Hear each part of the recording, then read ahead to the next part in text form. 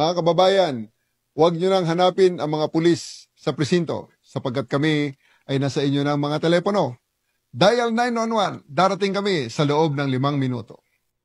Lilingkod sa bawat Pilipino at magbibigay ng tamang impormasyon para sa tahimik at maayos na Pilipinas. Police News Network, alagad ng batas, tagapagtaguyod ng balitang pulis, sandigan ng mamamayan, patnubay ng katotohanan. La Campo Crame, maghahatid ng pinakahuling kaganapan at nagbabagang balita. Ito ang PNN Police News Network. At ngayon, ang inyong mga tagapagbalita.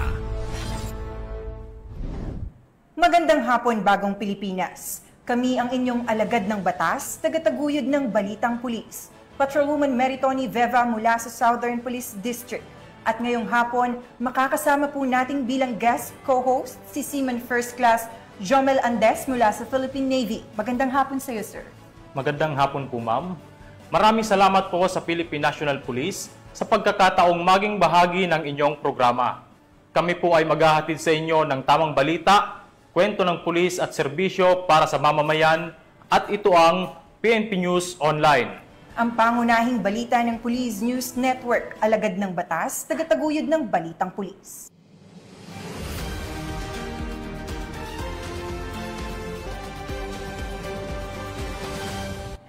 Narito ang mga balitang dapat niyong abangan.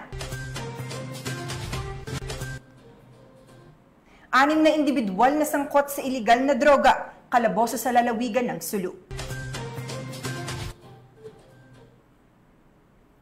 Lalaking may kasong 25 bilang ng sexual assault, arestado sa Davao del Norte. At most wanted person sa kasong rape, huli na ng Bulacan PNP.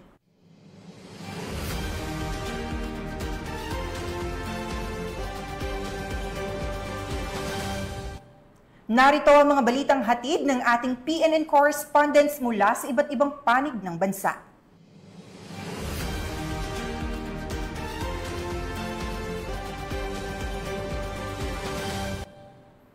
Simulan natin ang balita mula sa bahagi ng Luzon.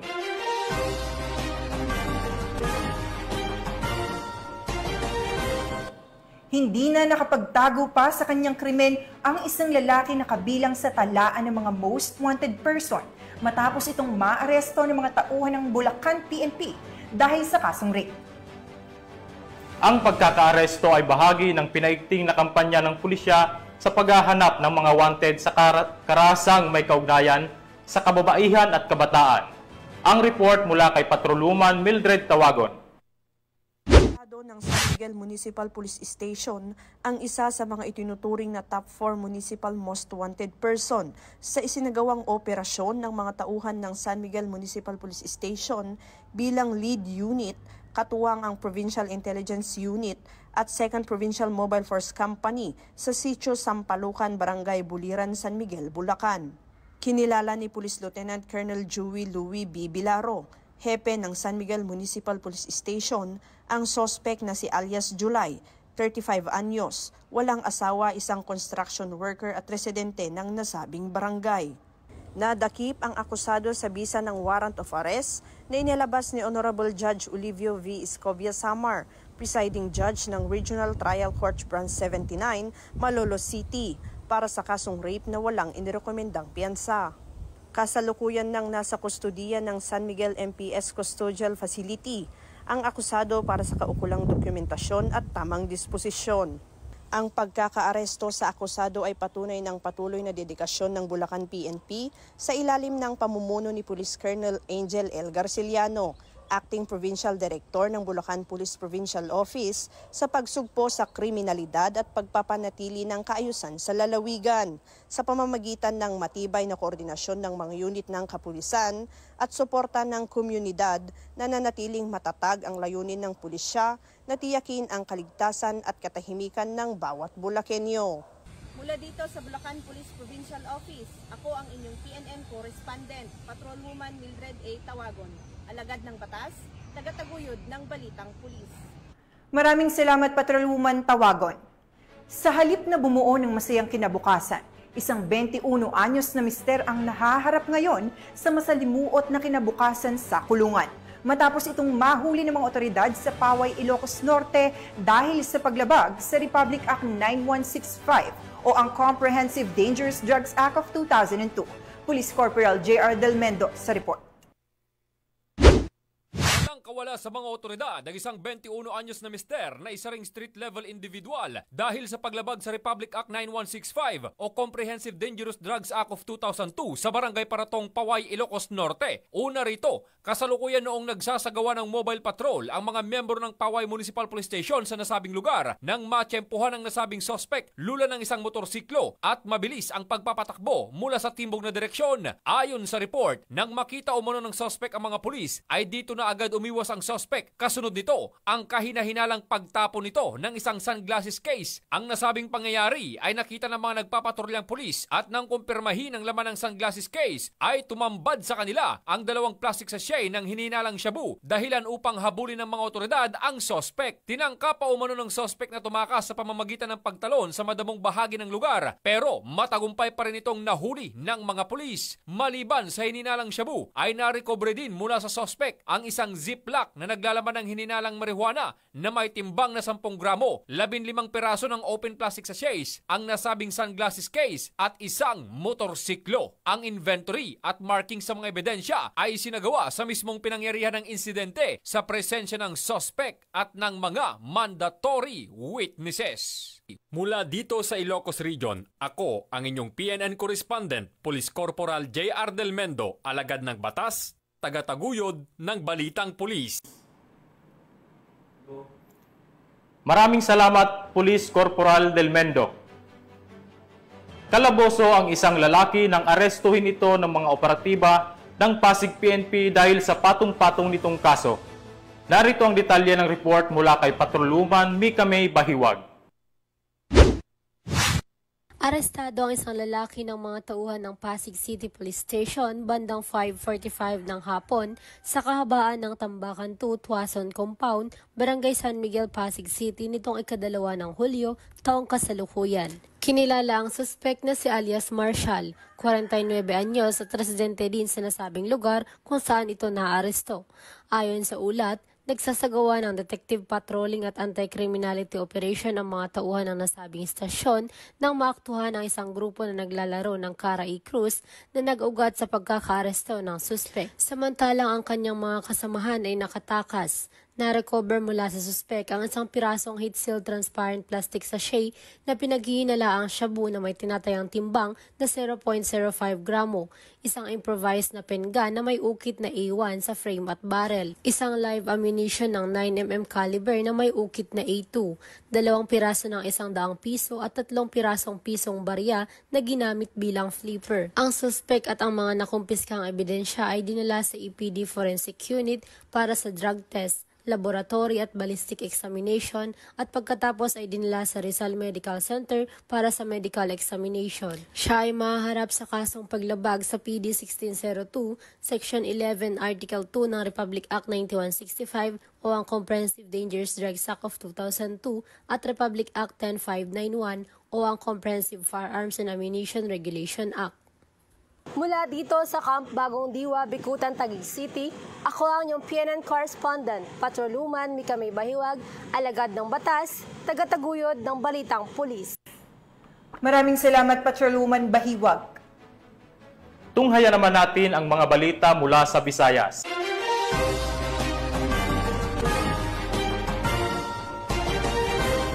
Nasabat ang mahigit 300,000 pisong halaga ng shabu mula sa isang drug suspect na matagal nang sangkot sa pagbebenta ng ilegal na droga sa Barangay Rizal, La Paz, Iloilo City. Sa bisa ng isang buy-bust operation na isinagawa ng kapulisan, nasabat mula sa suspect ang mahigit 300,000 pisong halaga ng hinihinalang shabu. Magbabalita dyan si Patrolwoman Lynette Sablon. Nasabat ng mga operatiba ng Iloilo City Drug Enforcement Unit ang tinatayang 376,000 pesos na halaga ng hinihinanang shabu sa isang matagumpay na buy-bust operation sa Barangay Rizal, La Paz, Iloilo City nito lamang ika-6 ng Hulyo taong kasalukuyan. Matagumpay na naaresto ng mga tauhan ng CDEU sa pangunguna ni Police Captain Ryan Christ Inot, Officer in Charge, ang suspect na si alias Angelino, 32 anyos at residente ng nasabing lugar. Nakumpiska mula sa suspect ang humigit kumulang 52 gramo ng hinihinalang shabu na tinatayang nagkakahalaga ng 376,000 pesos. Maliban sa iligal na droga, nakuha rin mula sa arestado ang buy-bust money at cellphone na posibleng ginagamit sa transaksyon. Dagdag pa ni Police Captain Inot na 1 linggong masusing surveillance ang isinagawa sa suspect.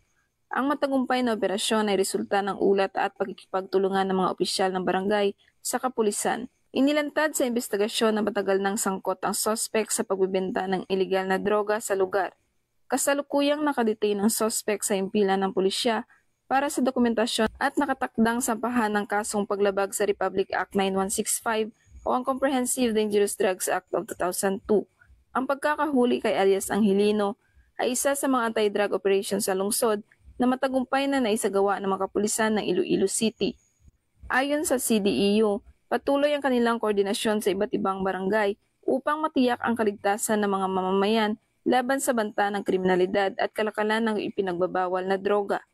Ang matagumpay na operasyon na ito ay simbolo ng mas pinaigting na kampanya ng PNP laban sa iligal na droga sa ilalim ng pamumuno ni Chief PNP Police General Nicolas D. Torre III sa kanyang direksyon. Mas naging aktibo at disiplinado ang hanay ng kapulisan sa pagpapanatili ng kaayusan sa bawat komunidad.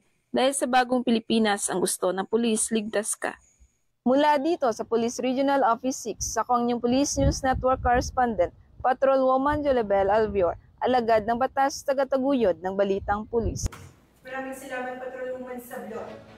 Dimas Rehas ang isang tindero na nakadalang top 5 most wanted person matapos mahuli ng Cebu City PNP sa kasong paglabag sa Republic Act 9165 o ang Comprehensive Dangerous Drugs Act of 2002.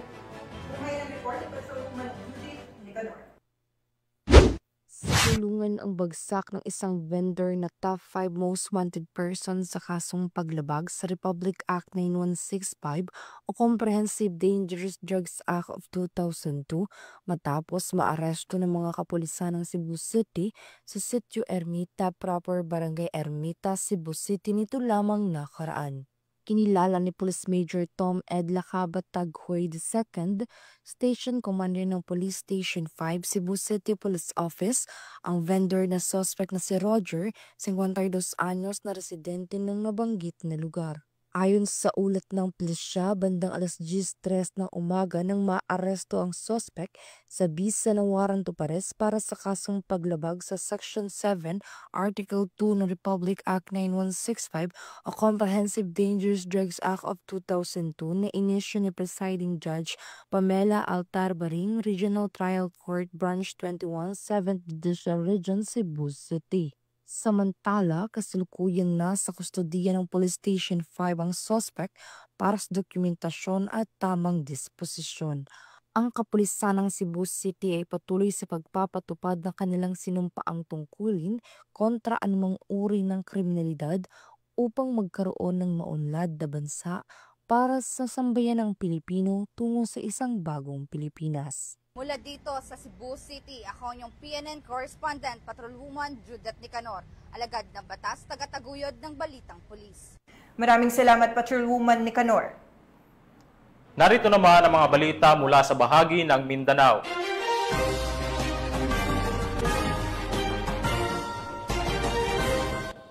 Isang lalaki na may 25 bilang ng kasong sexual assault ang tuluyang nasukol ng mga tauhan ng San Isidro Municipal Police Station sa Davao del Norte. Sa bisa ng warrant of arrest, matagumpay siyang nadakip ng mga otoridad sa isang operasyon na bahagi ng pinaigting na kampanya ng PNP laban sa mga lumalabag sa karapatang pantao, lalo na ng kababaihan at kabataan. Patrolwoman Shaira Rose Aquino sa balita. Tagumpay ang naitala ng San Isidro Municipal Police Station matapos maaresto ang isang lalaking may 25 bilang ng kaso ng sexual assault na may kabuuang piyansa na 5 milyong piso noong Hulyo 5 sa Purok Cacao A, Barangay Sawata, San Isidro. Ayon kay Police Captain Manuel D. Aspiliaga, officer in charge ng San Isidro Municipal Police Station, kinilala ang suspect sa alias na Florencio, 28 anyos at residente ng Purok Unigo, Barangay Pinamuno sa nasabing bayan. Siya ay tinuturing na top 6 most wanted person sa lalawigan ng Davao del Norte. Ang matagumpay na pag-aresto ay bahagi ng patuloy na kampanya ng Philippine National Police laban sa mga kriminal na patuloy na tinutugis ng batas bilang bahagi ng pagtitiyak sa seguridad at hustisya sa komunidad. Mula rito sa Police Regional Office 11, ako ang inyong PNN correspondent, Patrolwoman Shaira Rose Aquino, alagad ng batas, tagataguyod ng Balitang Pulis.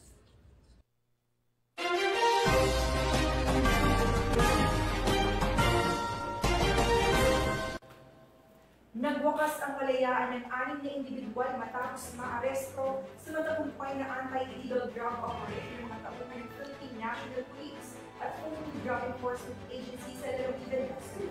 Nakatutok dyan sa Patrolwoman Judy Ann Alibo.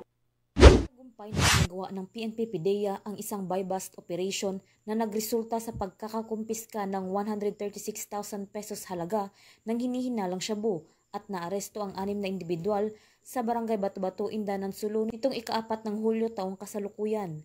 Kinilala ni Gil Cesario Castro, Regional Director ng PDEA BARM, ang arestado na sina alias AI, 32 na magsasaka, Ki 19 anyos, estudyante, John 39, tricycle driver, Dars 40, tricycle driver, Ben 52, magsasaka, Linha 35, laborer na pare-parehong residente ng nasabing lugar. Nasamsam sa mga naarestong sospek ang tinatayang 20 gramo ng hinihinalang shabu na may halagang 136,000 pesos. Na-recover din ang ilang drug paraphernalia, isang cellphone at mark money na ginamit sa operasyon. Maharap ang mga sospek sa kasong paglabag sa Republic Act 9165 o ang Comprehensive Dangerous Drugs Act of 2002. Ang matagumpay na operasyon na ito ay bahagi ng pinaigting na kampanya ng pamahalaan laban sa iligal na droga upang masiguro ang kaligtasan at kapayapaan sa mga komunidad ng Sulu. Mula rito sa Riyon ng Bangsamoro, ako ang inyong PNN correspondent, Patrolwoman Judy Ann Alibo, alagad ng batas, tagataguyod ng Balitang Pulis. Maraming salamat, Patrolwoman Alibo. Timbog ang isang karpinterong sospek sa kalakaran ng illegal na droga nang huli ito ng mga operatiba ng Ozamis City Police Station matapos magpositibo ang bypass operation sa barangay Timaluna, Ozamis City. Nakibalita dyan si Patrolwoman Danessa Verdos.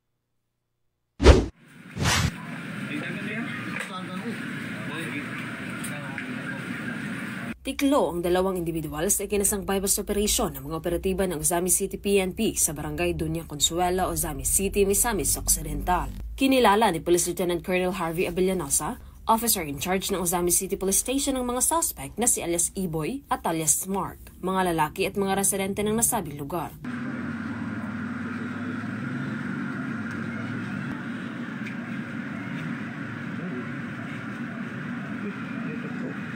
Sa ikinasang drug buy-bust operation ng mga operatiba ng Ozamis City Police Station ay nasamsam ang mga pakete ng hinihinalang shabu at isang 500 peso bill na ginamit bilang buy-bust money at iba pang mga non-drug items.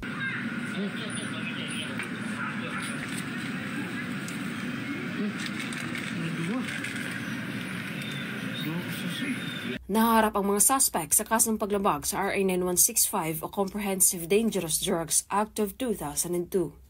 Mula dito sa Northern Mindanao, ako ang inyong Police News Network correspondent, Patrolwoman Risa Sahonia, alagad ng batas, tagataguyod ng Balitang Pulis. Maraming salamat, Patrolwoman Verdos. At yan ang mga balitang nakalap ng ating PNN correspondents mula Luzon, Visayas at Mindanao. At bago tayo magtapos, gusto ko pong magpasalamat sa masusugid na manonood ng Police News Network at syempre sa ating guest co-host ngayon na si Seaman First Class Jomel Andes na mula po sa Philippine Navy. Baka meron po kayong gustong batiin o pasalamatan, sir? Nais ko rin pong pasalamatan at batiin ang aming Flag Officer in Command, Vice Admiral Jose Ma Ambrosio, Q. Espelita, Philippine Navy, ang aming Simug PN Commander, Captain Gregory Gerald B. Pabic, Philippine Navy General Staff Corps, ang aming Deputy Commander, Civil Military Operations Group, Philippine Navy, Colonel Nilo Hapson, Philippine Navy Marines, General Staff Corps, at ang aming Acting Chief of Staff Simog PN at Commandant Simo School na si Commander Lady Chatterley Alvaro Sombiling, Philippine Navy. Maraming salamat po, sir. At binabati ko rin po ang buong Southern Police District, lalong-lalo na po ang aming Acting District Director, Police Brigadier General Randy E. Arceo, ang buong command group at ang aming Officer in Charge, Police Lieutenant Margaret T. Panaga at ang buong Public Information Office. Sa ngalan ng pamunuan ng Philippine National Police, sa pangunguna ni PNP Chief Police General Nicolas Torre III at sa pamumuno ni President Ferdinand Bongbong Marcos Jr., kami ay maglilingkod sa bawat Pilipino at magbibigay ng tama at balanseng balita.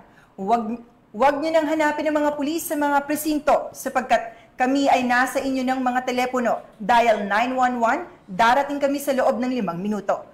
Dahil sa bagong Pilipinas, ang gusto ng pulis, ligtas ka. Mula rito sa tanggapan ng tagapag-ugnay ng pambansang pulisya, kami ang inyong alagad ng batas, tagapagtaguyod ng balitang pulis. Patrolwoman Meritoni Veva mula sa Southern Police District. At Seaman First Class Journalist Jumeli Mendez mula sa Philippine Navy, maghahatid ng tamang balita, kwento ng pulis at serbisyo para sa mamamayan, at ito ang PNP News Online, ang pangunahing balita ng Police News Network.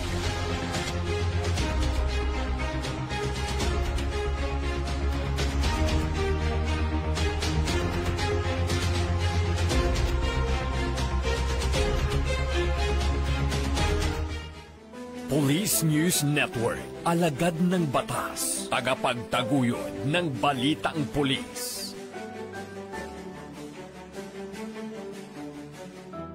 Mga kababayan, huwag nyo nang hanapin ang mga pulis sa presinto sapagkat kami ay nasa inyo ng mga telepono.